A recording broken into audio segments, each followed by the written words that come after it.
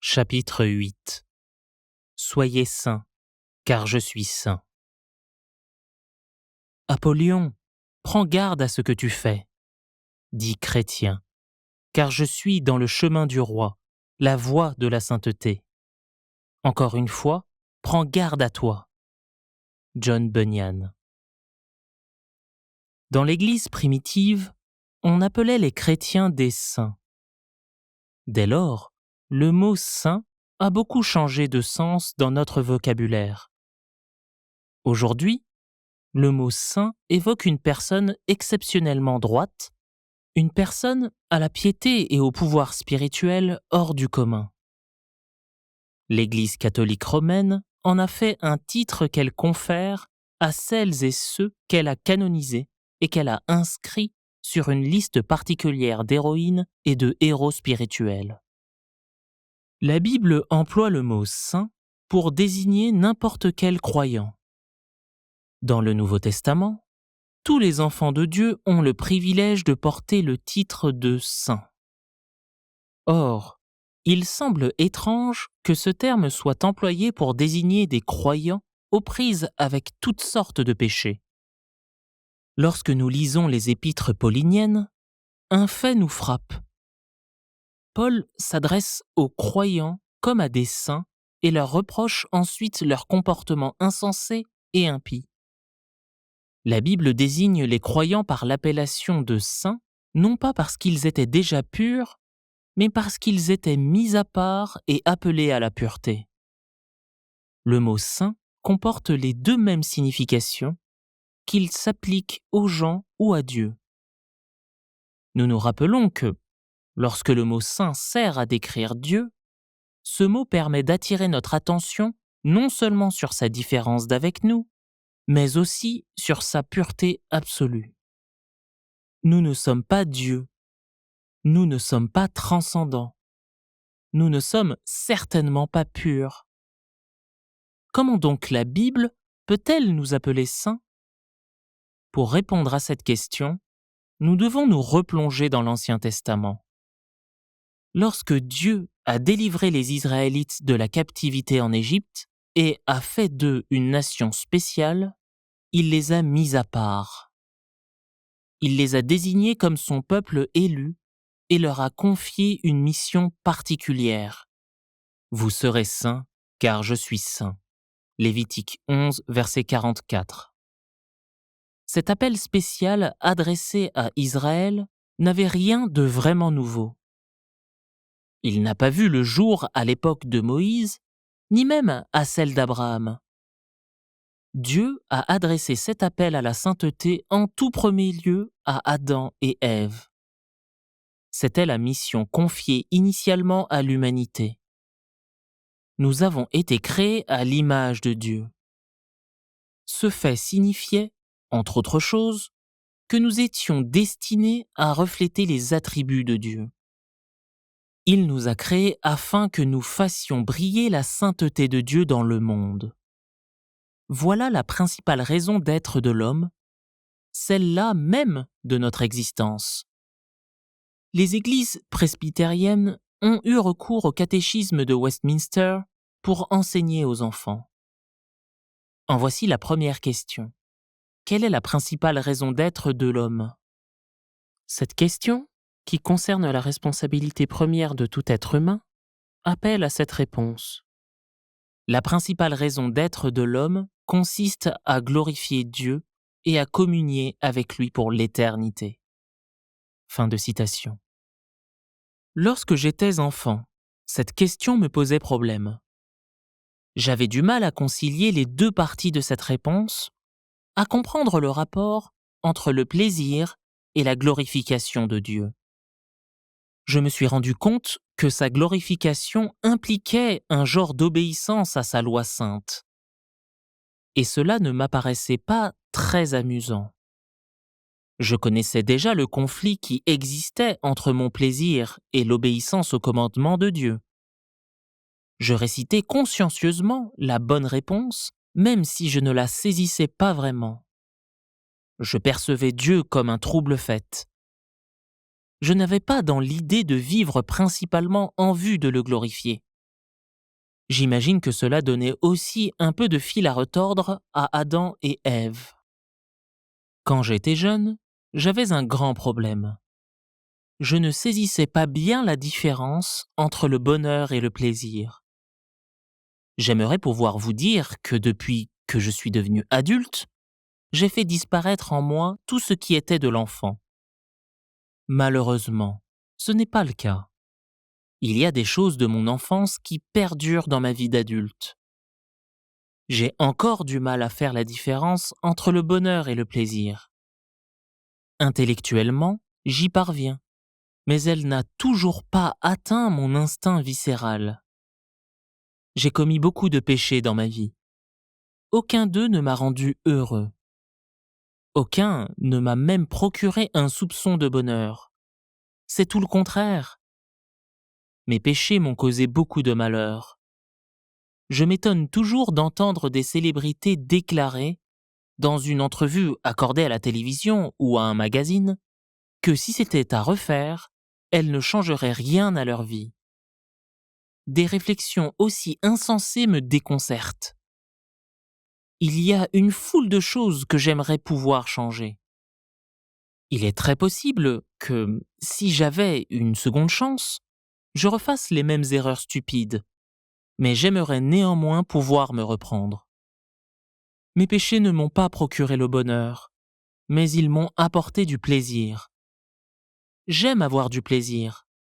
Je lui reste très attaché, car il peut s'avérer très amusant. Et les plaisirs ne sont pas tous des péchés. La justice recèle de grands plaisirs. La différence demeure. Le péché peut s'avérer très plaisant, mais il ne procure jamais le bonheur. Si je comprends bien cette réalité, pourquoi donc serais-je jamais tenté de pécher ? Il me semble insensé qu'une personne sache faire la différence entre le bonheur et le plaisir et continue malgré tout de troquer le bonheur contre le plaisir. Il me semble complètement ridicule qu'une personne fasse ce qu'elle sait qui la privera du bonheur. Nous le faisons quand même. Le mystère du péché ne tient pas seulement au fait qu'il est impie et destructeur, mais aussi au fait qu'il est franchement stupide. J'ai fumé pendant des années. Je dirais que, pendant toutes ces années, des centaines de gens m'ont fait remarquer que je nuisais à ma santé en fumant. Ils ne faisaient que m'exhorter à me rendre à l'évidence en me disant ce que tout fumeur savait déjà en Amérique. Avant même de me convertir au christianisme, je savais pertinemment que la cigarette était néfaste. Je le savais déjà quand le Surgeon General Luther L. Terry a fait mettre un avertissement sur les paquets de cigarettes. Je l'ai su dès la première cigarette que j'ai grillée. J'ai continué de fumer malgré tout. Une pure folie. Voilà ce qu'est le péché. Vous est-il arrivé de faire une chose parce que vous en aviez envie, même si vous saviez avoir tort ? Si vous répondez à cette question par la négative, vous mentez ou vous vous leurrez. Personne n'y échappe. Nous faisons ce que nous avons envie de faire plutôt que ce que nous savons devoir faire. Rien d'étonnant à ce que nous nous écrions comme Paul « Misérable que je suis, qui me délivrera de ce corps de mort ?» Romains 7, verset 24. L'ennui, c'est que nous ne sommes pas saints, même si nous y sommes appelés. La question s'impose donc encore. Si nous ne sommes pas saints, pourquoi la Bible nous appelle-t-elle saints ? Nous sommes saints en ce sens que nous avons été consacrés à Dieu. Nous avons été mis à part. Nous sommes appelés à mener une vie différente. La vie chrétienne est une vie de non-conformité, qui est décrite dans l'Épître aux Romains. Je vous exhorte donc, frères, par les compassions de Dieu, à offrir vos corps comme un sacrifice vivant, saint, agréable à Dieu, ce qui sera de votre part un culte raisonnable. Ne vous conformez pas au siècle présent, mais soyez transformés par le renouvellement de l'intelligence, afin que vous discerniez quelle est la volonté de Dieu, ce qui est bon, agréable et parfait. Romains 12, versets 1 et 2. Dans l'Ancien Testament, l'adoration était centrée sur l'autel, où l'on offrait des sacrifices à Dieu.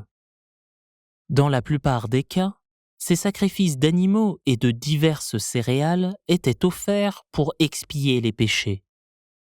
En soi, les sacrifices d'animaux n'avaient pas de pouvoir expiatoire.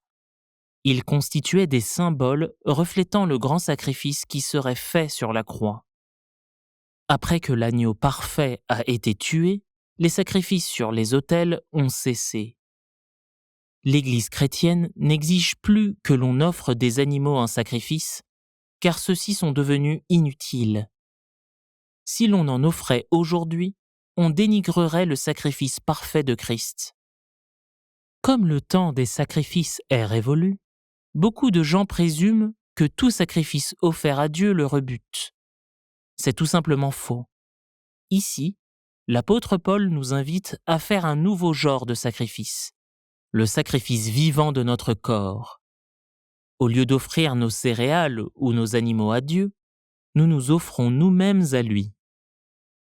Ce nouveau sacrifice n'est pas un acte expiatoire. Ce n'est pas non plus une offrande pour effacer nos péchés. Le sacrifice de notre corps offert à Dieu constitue une offrande de remerciement. Il fait suite à la conjonction donc de Paul. Lorsque nous voyons le mot donc dans un passage biblique, nous savons immédiatement qu'une conclusion s'en vient. La conjonction donc fait le lien entre ce qui précède et la conclusion imminente. Dans Romains 12, le donc désigne tout ce que l'apôtre a commencé à dire dans les chapitres précédents au sujet de l'œuvre rédemptrice de Christ en notre faveur. Ce mot nous amène à la seule conclusion logique.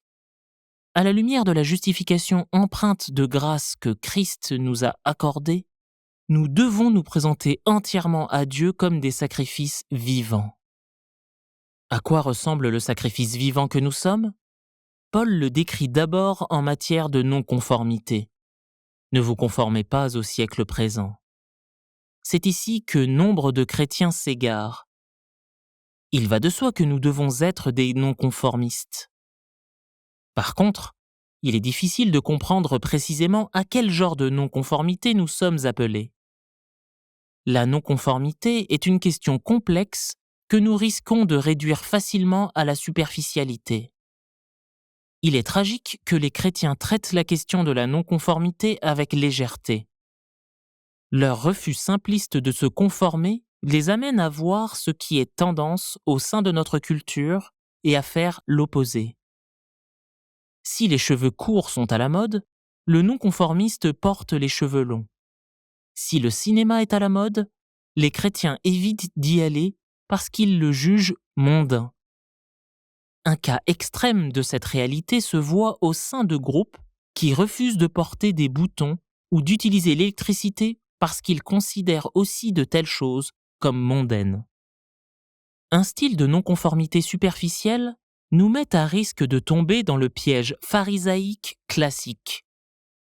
Le royaume de Dieu n'a rien à voir avec les boutons, les films et la danse. Dieu ne se préoccupe pas essentiellement de ce que nous mangeons ou buvons. L'appel à la non-conformité est un appel à un degré de justice supérieur à celui des choses extérieures. Si nous définissons la piété exclusivement selon les choses extérieures, le vrai sens de l'enseignement de l'apôtre nous échappe. D'une certaine façon, nous n'avons pas bien entendu les paroles de Jésus quant au fait que ce n'est pas ce qui entre dans la bouche d'une personne qui la souille, mais ce qui en sort. Nous cherchons encore à réduire le royaume au manger et au boire. Pourquoi de telles déformations de la réalité pullulent-elles dans les cercles chrétiens ? Le péché est la seule raison par laquelle je peux l'expliquer. Nos marques de piété peuvent être en fait des preuves d'impiété. En accordant une trop grande importance à des peccadilles et en exagérant des choses insignifiantes, nous imitons les pharisiens. Quand nous faisons de la danse et du cinéma le test de la spiritualité, nous sommes coupables de substituer une moralité bon marché à une morale authentique. Nous agissons de la sorte afin d'obscurcir les questions plus profondes relatives à la justice. N'importe qui peut éviter de danser ou d'aller au cinéma. Ces choses n'exigent pas de grands efforts en matière de courage moral. Ce qui est difficile, c'est de contrôler sa langue, d'agir avec intégrité, de manifester le fruit de l'esprit. Je n'ai jamais entendu de sermon portant sur la convoitise. J'en ai entendu de nombreux au sujet des effets néfastes du whisky, mais pas de ceux de la convoitise. Étrange. La Bible déclare indubitablement que l'ivrognerie est un péché, mais celle-ci n'a jamais fait partie des 10 pires péchés. Les vrais non-conformistes cessent de convoiter. Ils cessent de commérer. Ils cessent de diffamer. Ils cessent d'éprouver de la haine et de l'amertume. Ils se mettent à manifester le fruit de l'esprit. Jésus a reproché aux pharisiens le souci qu'ils se faisaient des choses extérieures. Malheur à vous, scribes et pharisiens hypocrites, parce que vous payez la dîme de la menthe, de l'âneth et du cumin, et que vous laissez ce qui est plus important dans la loi, la justice, la miséricorde et la fidélité. C'est là ce qu'il fallait pratiquer, sans négliger les autres choses. Conducteurs aveugles, qui éliminaient le moucheron et qui avalaient le chameau. Matthieu 23, versets 23 à 24.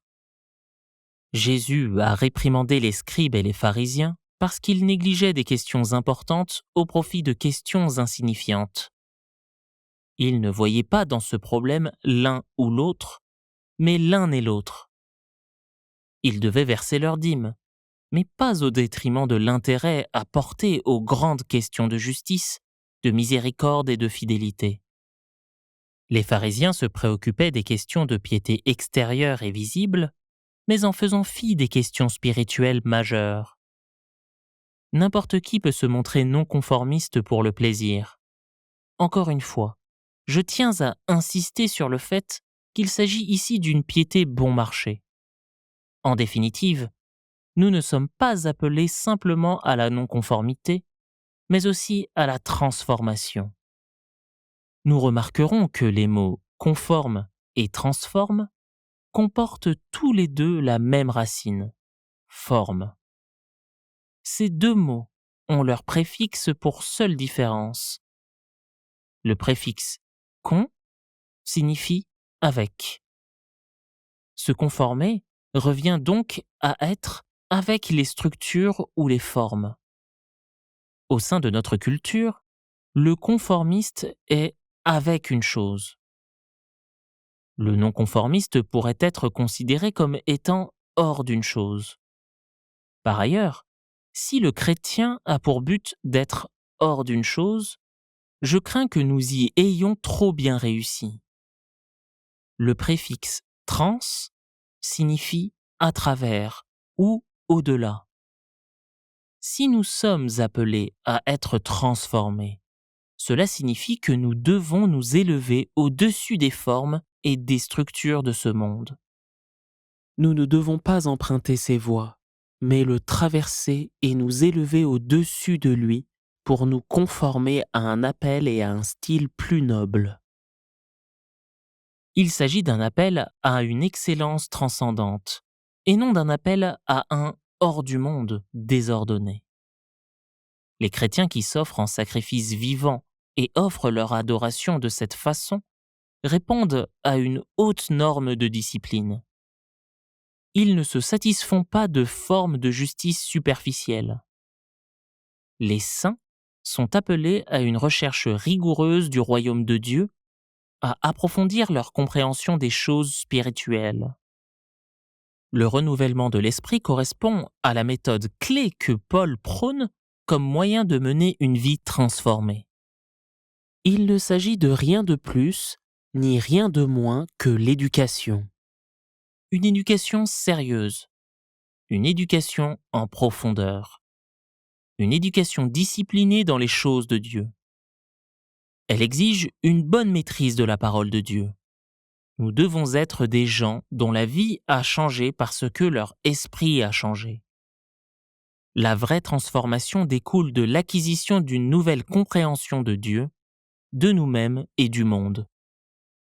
Ce que nous désirons en définitive, c'est d'être conformes à l'image de Christ. Nous devons ressembler à Jésus, mais pas dans le sens que nous en viendrons un jour à acquérir la divinité. Nous ne sommes pas des dieux hommes. Notre humanité vise toutefois à refléter l'humanité parfaite de Jésus. Un défi de taille. Pour nous conformer à Jésus, nous devons d'abord commencer à voir les choses comme Jésus les voit. Nous devons nous approprier la pensée de Christ. Nous devons accorder du prix aux mêmes choses que lui et mépriser les mêmes choses que lui. Nous devons avoir les mêmes priorités que lui. Nous devons juger importantes les choses qu'il considère comme importantes. Or, cela ne peut se produire sans une bonne maîtrise de sa parole. Le secret de la croissance spirituelle réside dans une excellente éducation spirituelle de type hautement sacrificiel. Voilà l'appel à l'excellence que nous avons reçu. Nous devons éviter de ressembler au reste du monde, de nous contenter de vivre selon une compréhension superficielle de Dieu. Nous devons en venir à ne plus nous satisfaire du lait spirituel, mais à avoir faim de viande spirituelle. Être saint, c'est être séparé, mais plus encore. Le saint doit aussi s'impliquer dans un processus vital de sanctification. Nous devons nous laisser purifier jour après jour au fil d'une poursuite croissante de la sainteté. Si nous sommes justifiés, nous devons également être sanctifiés. Luther a utilisé une superbe expression latine pour décrire le statut du pécheur justifié. Simul justus et peccator. Étudions cette expression mot par mot afin de discerner le sens que chacun revêt pour nous. Notre équivalent français, simultané, provient du mot latin simul, qui signifie en même temps. Nos équivalents juste ainsi que et proviennent respectivement des mots latins justus et et. C'est probablement le mot latin peccator qui nous est le moins connu. Nos mots impeccable et peccadille proviennent de lui. Ce mot latin signifie pécheur. Si nous réunissons ces mots, nous obtenons simul justus et peccator, en même temps juste et pécheur. Voilà ce que sont les saints, c'est-à-dire des gens qui sont à la fois justes et pécheurs. Il est évident que les saints demeurent des pécheurs. Comment donc peuvent-ils être justes? Les saints sont justes parce qu'ils ont été justifiés. Par eux-mêmes, ils ne sont pas justes. Ils sont rendus justes aux yeux de Dieu par la justice de Christ, ce qui définit la justification par la foi. Lorsque nous mettons notre foi à salut en Christ et en lui seul, Dieu transfère dans notre compte toute la justice de Jésus. Lorsque nous croyons en lui, sa justice devient nôtre. Il s'agit d'une transaction juridique. Ce transfert de justice est comparable à une transaction comptable dans laquelle il n'y a aucun échange de biens réels. Autrement dit, Dieu verse la justice de Jésus dans mon compte, même si je suis encore pécheur. Tout cela ressemble à une fraude, comme si Dieu jouait à un jeu juridique. Il nous considère comme justes, même si nous ne le sommes pas en nous-mêmes. Cette réalité est pourtant conforme à l'Évangile. C'est bien la bonne nouvelle, à savoir que nous pouvons posséder un compte d'une justice parfaite devant le trône du jugement d'un Dieu juste et saint. C'est la justice de Christ qui devient nôtre par la foi. Cela n'a rien d'une fraude et encore moins d'un jeu. Cette transaction est bien réelle. La déclaration de Dieu est sérieuse. La justice de Christ est littéralement transférée dans notre compte. Aux yeux de Dieu, nous sommes justes parce que la justice de Jésus nous a couverts et revêtus. Cette justification ne se résume pas au fait que Jésus a payé notre dette en mourant à notre place. Sa vie est aussi importante pour nous que sa mort. Non seulement Christ prend sur lui nos péchés, nos dettes et nos démérites, mais encore il nous donne son obéissance, ses biens et ses mérites. C'est le seul moyen pour une personne injuste de se tenir en présence d'un Dieu juste et saint. Ce concept de transfert de justice est périlleux, en ce sens qu'il est facile de la confondre et d'en abuser gravement. Il y a des gens qui présument que, si nous croyons en Christ, nous n'aurons jamais à nous préoccuper de changer de vie. Il est possible de voir la justification par la foi comme un droit de péché. Si nous avons la justice de Christ, pourquoi devrions-nous nous préoccuper de modifier nos voies impies? Étant donné que nos bonnes œuvres ne peuvent nous assurer le paradis, pourquoi devrions-nous même nous y intéresser? De telles questions ne devraient jamais franchir les lèvres d'une personne véritablement justifiée.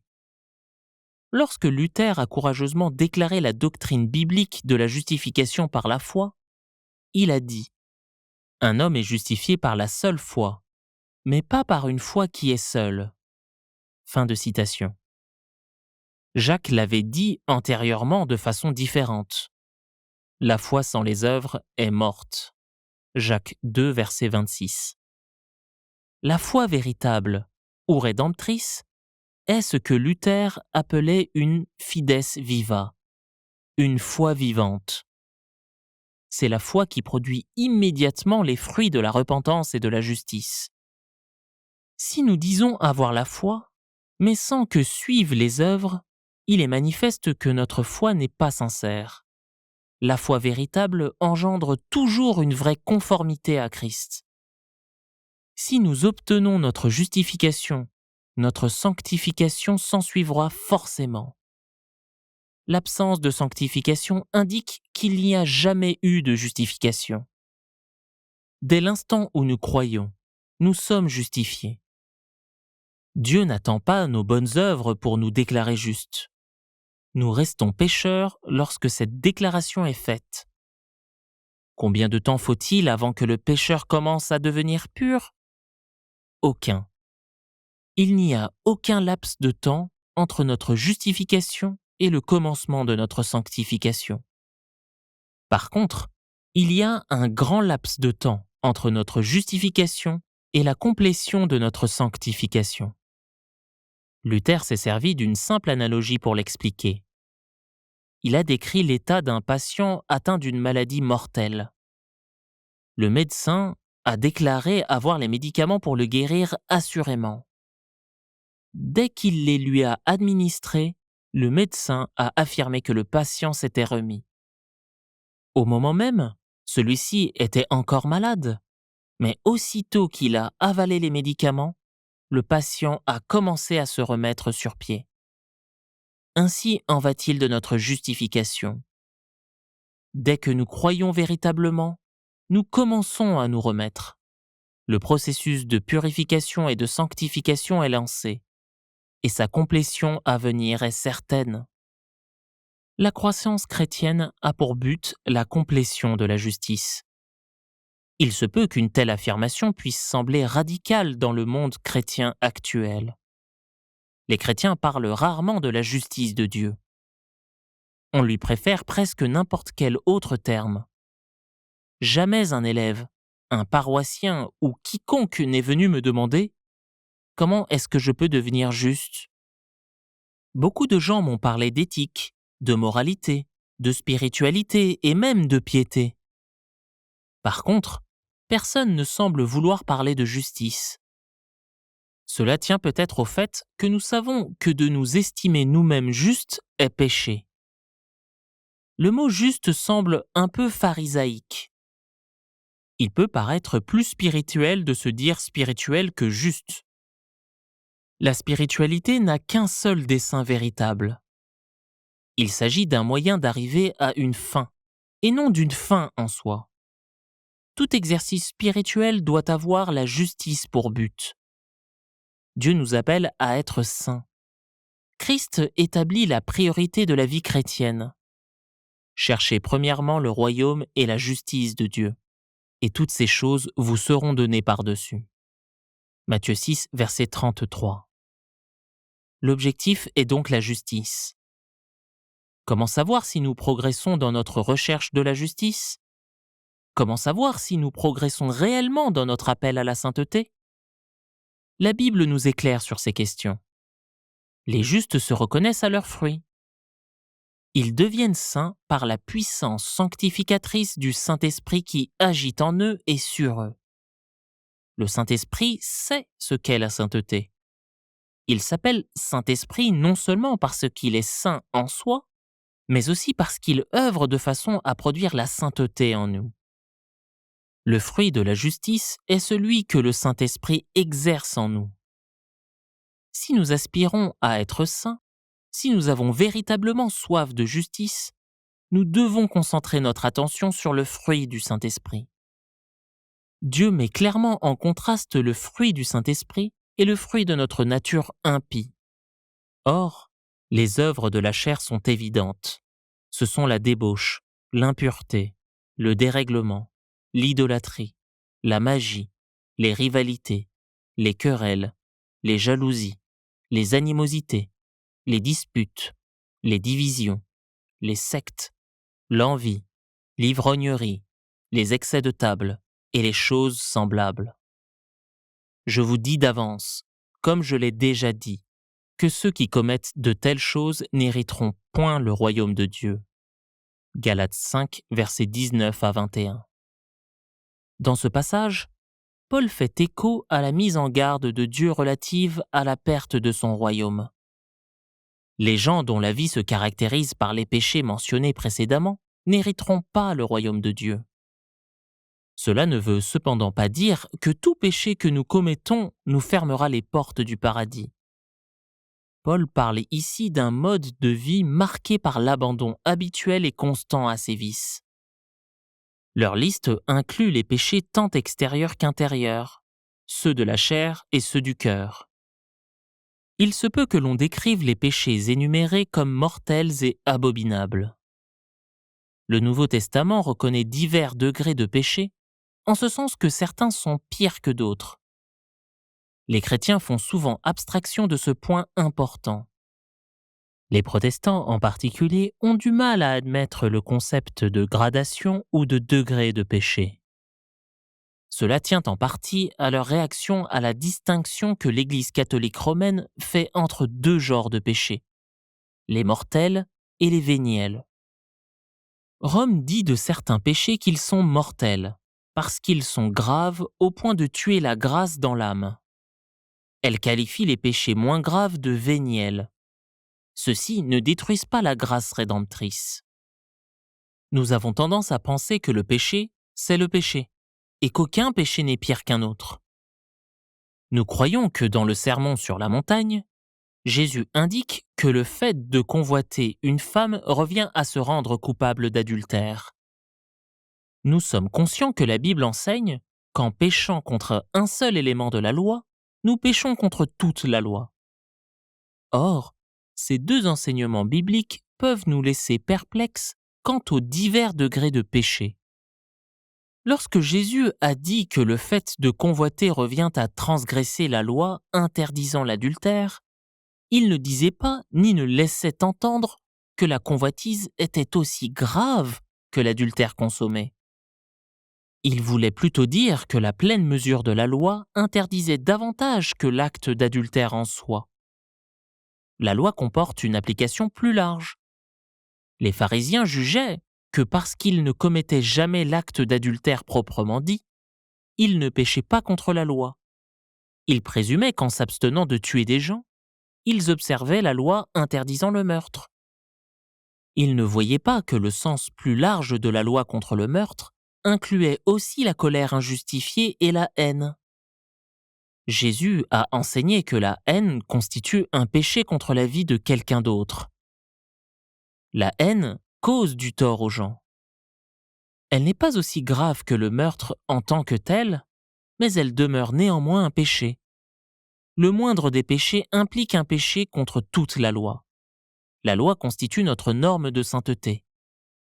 Par notre moindre transgression, nous péchons contre cette norme. Nous désobéissons à notre appel à la sainteté. Ici encore, cela n'implique pas que tout péché soit aussi grave que n'importe quel autre. Jésus n'a cessé d'évoquer divers degrés de châtiment en enfer, ainsi que ceux dont la culpabilité était plus grande que d'autres. Il importe que nous gardions présentes à l'esprit les gradations du péché, de sorte que nous fassions la différence entre le simple péché et le péché capital. Rappelons-nous que tous les péchés requièrent le pardon. Tous nos péchés constituent des actes de trahison contre Dieu. Nous avons besoin d'un sauveur pour nos petits péchés, ainsi que pour nos péchés majeurs. Il reste que certains péchés sont plus graves que d'autres, et nous devons déterminer quels sont ceux-ci, sinon nous tomberons dans le piège du pharisaïsme en grossissant les faits. Considérons l'attention que notre société prête au problème du surpoids. Chaque année, les Américains dépensent des milliards de dollars en diète. Nous avons d'excellentes raisons de garder un poids santé, car nous savons que l'obésité est très néfaste. Nous n'ignorons pas non plus que la gloutonnerie constitue un péché. Nous sommes enclins à bourrer et à élargir le temple du Saint-Esprit que nous sommes. Par contre, si notre pays insiste beaucoup sur la minceur, ce n'est pas tant par souci de santé que pour des raisons d'esthétique. Nous désirons être minces parce que nous voulons avoir fière allure. Et il n'y a rien de répréhensible dans cela. Il n'en reste pas moins que la minceur n'est pas la meilleure mesure que nous puissions appliquer à la sainteté. Personne ne m'a jamais blessé par son embonpoint. Il y en a qui m'ont blessé en me calomniant. Nous dépensons pourtant peu d'argent afin d'éliminer le problème de la médisance. Il se peut que cela s'explique par le fait qu'il est plus difficile à contrôler que celui de l'embonpoint. Certaines personnes ont maîtrisé l'art de contrôler leur appétit. Personne n'a maîtrisé l'art de contrôler sa langue. Remémorez-vous les personnes les plus pieuses que vous ayez rencontrées. Dans quelle mesure leur poids a-t-il compté dans la piété que vous admirez chez elles ? Combien de ces personnes pieuses ont la langue acerbe ? N'y a-t-il donc pas ici contradiction dans les termes ? La piété et la langue incontrôlée sont incompatibles. Le fruit de l'esprit contraste de manière marquée avec les péchés de la chair. Ce fruit engendre les vertus que nous reconnaissons aux gens pieux. Regardons le fruit que Paul mentionne. Mais le fruit de l'esprit, c'est l'amour, la joie, la paix, la patience, la bonté, la bienveillance, la foi, la douceur, la maîtrise de soi. Galates 5, verset 22. Voilà les vertus que nous sommes appelés à cultiver et auxquelles se reconnaît la personne qui grandit en sainteté. Pour produire le fruit de l'esprit, nous devons nous y exercer. L'esprit œuvre en nous afin de nous y aider, mais nous sommes appelés à y travailler de toutes nos forces. Par cette liste qui décrit le fruit de l'esprit, l'apôtre nous fournit une recette permettant notre sanctification. Nous aimons tous apprendre des choses en 10 leçons faciles. Par contre, il n'y a rien de facile dans l'acquisition de la sainteté. La Bible nous rend toutefois la tâche facile quand il s'agit de savoir à quoi la sainteté est censée ressembler. C'est sur le fruit de l'esprit que nous devons nous concentrer. Paul nous simplifie la chose en ajoutant ce qui suit à la liste des vertus qui composent le fruit de l'esprit. La loi n'est pas contre ces choses. Ceux qui sont à Jésus-Christ ont crucifié la chair avec ses passions et ses désirs. Si nous vivons par l'esprit, marchons aussi selon l'esprit. Ne cherchons pas une vaine gloire en nous provoquant les uns les autres, en nous portant envie les uns aux autres. Galates 5, versets 23 à 26. Permettre à la sainteté de Dieu de toucher notre vie. En mûrissant votre réflexion sur ce que vous avez appris et redécouvert au sujet de la sainteté de Dieu, répondez aux questions suivantes. Servez-vous d'un journal pour consigner vos réponses à la sainteté de Dieu ou discutez-en avec un ami. Question 1. Que signifie pour vous le fait d'être saint, de mener une vie sainte? Question 2. Comment cherchez-vous à renouveler votre esprit? Question 3. Comment réagissez-vous lorsque vous comprenez que Dieu vous a justifié en transférant toute la justice de Christ dans votre compte?